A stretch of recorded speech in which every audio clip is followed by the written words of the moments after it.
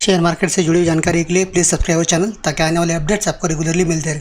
जैसा कि आप स्क्रीन पे देख पा रहे होंगे, अभी फेडरल बैंक के क्वार्टर वन के रिजल्ट आ चुके हैं। तो रिजल्ट कैसे आई है, क्या है और आगे की स्ट्रैटेजी क्या होनी चाहिए, ये जानने की कोशिश करते हैं। वैसे देखा जाए तो फेडरल बैंक कोई बड़ी बैंक नहीं है, छोटी मोटी बैंक है। अगर ऐसे देखा जाए तो बाकी बैंकों की तुलना में, तो उसके हिसाब से अगर उसके रिजल्ट्स उसके हिसाब से प्रपोर्शन में कैसे आए, ये आज के रिजल्ट्स के ऊपर से आज जो मार्केट का चढ़ाव चढ़ाव है, उस चढ़ाव में इस कंपनी का चढ़ना तो एक चढ़ाव के हिसाब से चढ़ना है कि आज सच में कंपनी के रिजल्ट्स के हिसाब से कंपनी आज चढ़ी, ये जानने की कोशिश करेंगे। आइए जानते हैं। जैसा कि आप स्क्रीन पे देख पा रहे होंगे, आज फेडरल बैंक का जो चार्ट था सुबह से थोड़ा सा डाउन था, बाद में कंपनी ने अच्छा खासा अप ट्रेंड पकड़ा है। अगर ओवरऑल देखा जाए तो 4% की तेज़ी कंपनी दिखा रही है। अगर बैंक का रिजल्ट अच्छा है, इसका मतलब इस कंपनी में, इस बैंक में अच्छा खासा कंपनी का और बैंक का रिजल्ट आप बोल सकते हैं कि आया होगा, इसलिए आज जो बैंक है वो 4% ऊपर चढ़ी है। ओवरऑल देखा जाए तो 4% कोई बड़ी बात नहीं है कंपनी की, इस बैंक के हिसाब से। इस बैंक का जो फॉर्मेशन है, ये बैंक 4-10-15% ऊपर नीचे चलती रहती है, क्योंकि इस बैंक की जो फंडामेंटल्स है थोड़े मिड टाइप में। तो ऐसे में इस कंपनी के क्वार्टर रिजल्ट्स कैसे आए हैं जानने की कोशिश करते देखते हैं। जैसे कि आप स्क्रीन पर देख पा रहे होंगे, जो बैंक है, बैंक का सबसे बड़ा इनकम होता है वो इंटरेस्ट से होता है। अगर देखा जाए तो टोटल रेवेन्यू फ्रॉम ऑपरेशंस अगर देखा जाए, इंटरेस्ट और अदर इन्वेस्टमेंट इनकम जो है, ओवरऑल टोटल इनकम अगर देखा जाएगा इस बैंक का, तो 4,08,148 करोड़ का है, सॉरी लाख का है, 4,08,148 लाख। और पिछले क्वार्टर का देखेंगे तो 3,94,824। तो क्वार्टर हल्की सी जंप है। और ईयर ऑन ईयर का जो क्वार्टर है उसके हिसाब से अगर देखेंगे तो 4 लाख था, जो भी 4,08,000 पहुँच चुका है। तो क्वार्टर और ईयर ऑन ईयर कोई बहुत ज़्यादा ऐसे जंप नहीं है, पर एक है कि कंपनी डाउन भी नहीं है। एक थोड़ा प्लस पॉइंट इस कंपनी इस बैंक के बारे में। आगे देखते हैं कंपनी खर्चे क्या मेंटेन करी उन्होंने। खर्चों में देखेंगे तो इस क्वार्टर में 3,10,811 लाख का है खर्चा, जो लास्ट क्वार्टर में 3,15,004 का था। तो क्वार्टर ऑन क्वार्टर अगर देखेंगे तो खर्चा थोड़ा कम हुआ है, और ईयर ऑन ईयर में देखेंगे तो खर्चा बढ़ा है, और उसी प्रपोर्शनेट में इनकम नहीं बढ़ा है। तो इसमें कंपनी के इनकम के ऊपर थोड़ा सा इफेक्ट जा सकता है। इफेक्ट आप देखेंगे ऑपरेटिंग प्रॉफिट, तो इस क्वार्टर का 97,337 लाख का है, जो लास्ट क्वार्टर का 79,820 था।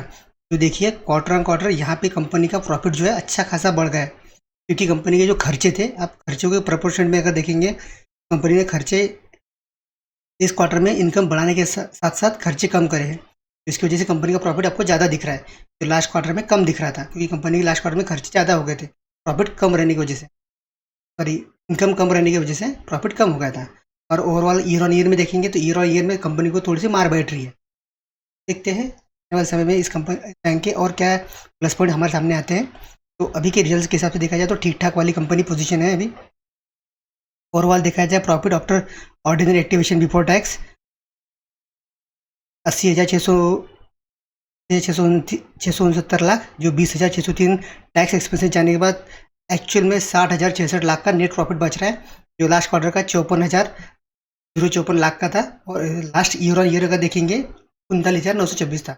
तो इस चीज़ में आप देखेंगे तो कंपनी का जो यहाँ टैक्स एक्सपेंसेस है तो बहुत ज़्यादा इफेक्ट हो रहा है। और प्रोविजंस लास्ट ईयर अगर देखेंगे, लास्ट ईयर के क्वार्टर में, तो आपको यहाँ ऑपरेटिंग प्रॉफिट के नीचे प्रोविजंस दिख रहा होगा। तो 63,994 करोड़ लाख का उन्होंने प्रोविजन करा था, जो अभी कम होके सिर्फ 16,668 लाख तक आ चुका है।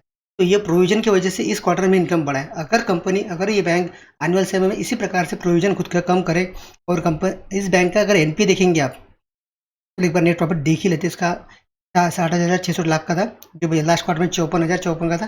तो वहाँ से 100% बढ़ा है, और ईयर ऑन ईयर में भी अच्छी खासी ग्रो करी है। सबसे बड़ा जो होता है बैंकिंग सेक्टर का एनपीए बहुत बड़ा मैटर करता है। अगर इस बैंक का अगर एनपीए के बारे में अगर देखा जाए, तो एनपीए देखिए, ग्रॉस एनपीए है 4,15,533 लाख का, जो नेट एनपीए जो है 1,42,025 लाख का है। तो अगर ग्रॉस एनपीए टू रेशियो देखिए तो 2.69 का है, जो टोटल नेट एनपीए का 0.94% है। ओवरऑल देखा जाए तो जो ये बैंक है, इसके अगर लास्ट 3-4 क्वार्टर के आप अगर एनपीए देखेंगे तो 2.8 था ग्रॉस एनपीए, जो 2.69 तक कम हो चुका है। यहाँ पे देखिए 0.096 नेट एनपीए था, 0.94 एनपीए तक आ चुका है। और ईयर ऑन ईयर में देखिए तो 3.5% से 2.69, मतलब अच्छा खासा ग्रो करा है इस बैंक ने। और 1.2.3 से 0.94, मतलब एनपीए भी बैंक कम से कम करने की कोशिश कर रही है, कंपनी बैंक खर्चा कम से कम कर रही है और रेवेन्यू को बढ़ाने पे और फोकस कर रही है। तो ये तीनों पॉइंट में बैंक की फेवर में जाते हैं। तो इससे आपको तीन चीज़ देख समझने मिल सकती है। पहला, जो इन्वेस्टर इसमें इन्वेस्टेड है वो कंटिन्यू कर सकते हैं। जो नए इन्वेस्टर को इन्वेस्ट करना है उसके लिए एक अच्छी गोल्डन अपॉर्चुनिटी है। अब ये कंपनी अच्छे लेवल पे आपको मिल रही है। और देखा जाए तो कंपनी ऑल टाइम हाई पे भी ट्रेड कर रही है, तो है मतलब अच्छी खासा हाई पे ट्रेड कर रही है। तो ऐसे में इस कंपनी में जाने के लिए अपॉर्चुनिटी होती है। बाद में ये नीचे करेक्शन भी कर सकती है, थोड़ा बहुत आप इससे अपने इन्वेस्ट कर सकते हैं इस कंपनी में आने वाले समय के लिए। Thank you for watching video, stay continue with.